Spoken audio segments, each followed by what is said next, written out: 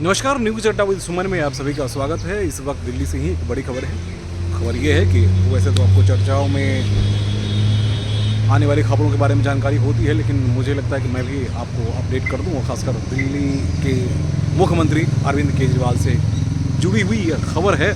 और खबर है क्या,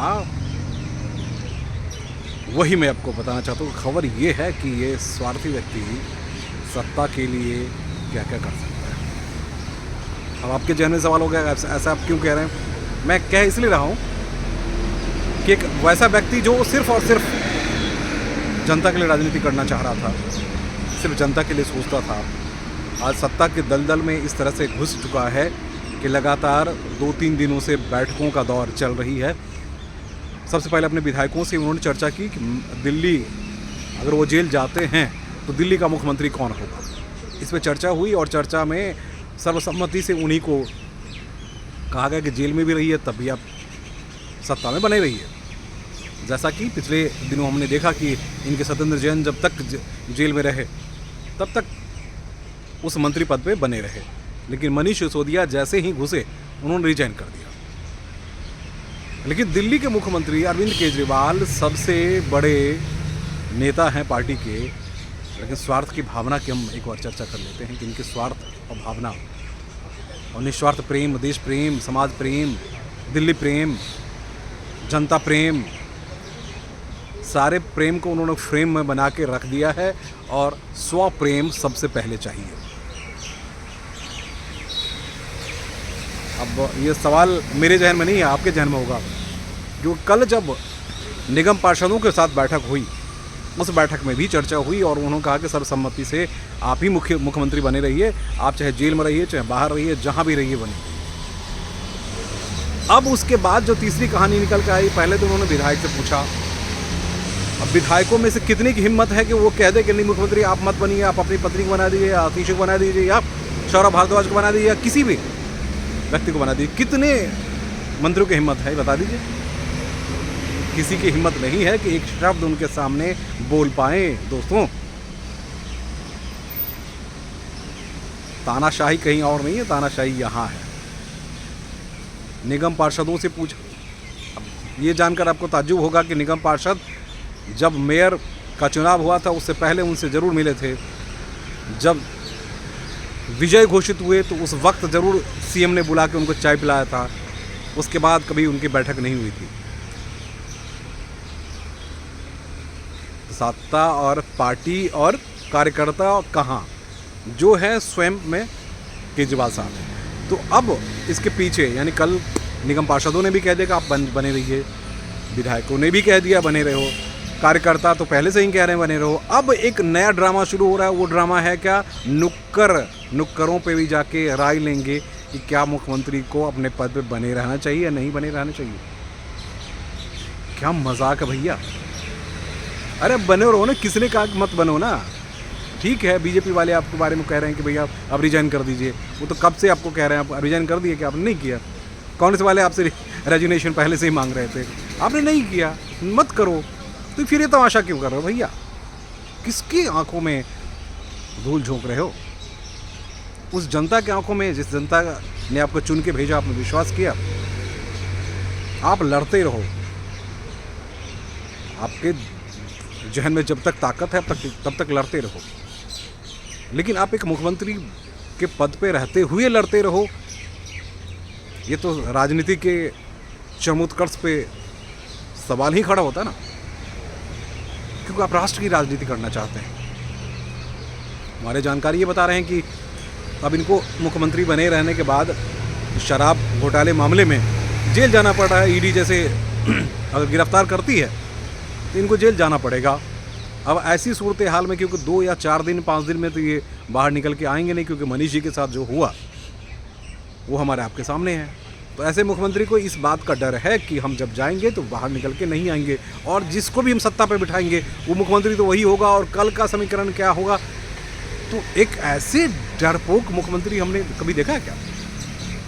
और लड़ते हैं पीएम से ही, धमकाते हैं सबको। अरे धमकाना छोड़िए, आपको शीश महल का लालच क्यों है?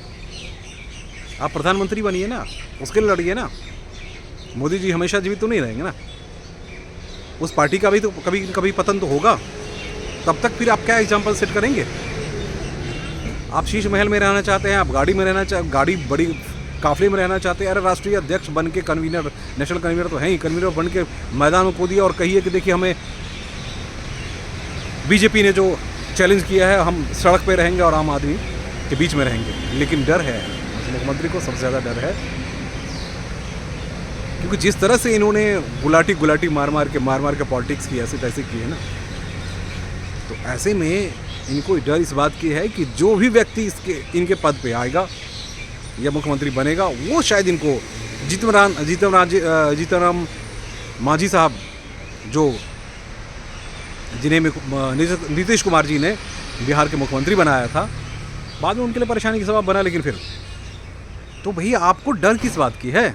आप तो खुद ही पार्टी के कन्वीनर हैं, खुद में रॉक स्टार हैं। जनता अभी भी चाहती है आप डरिए मत। आप रिजाइन की, अगर ऐसा कुछ होता है तो रिजाइन कीजिए, किसी को बिठा दीजिए। क्यों दिल्ली में मुख्यमंत्री रहते हुए आप कुछ क्या कर पा रहे हैं आपको पता ही होगा सर। सचिवालय में कितने दिन में आते हैं आपको पता है ना?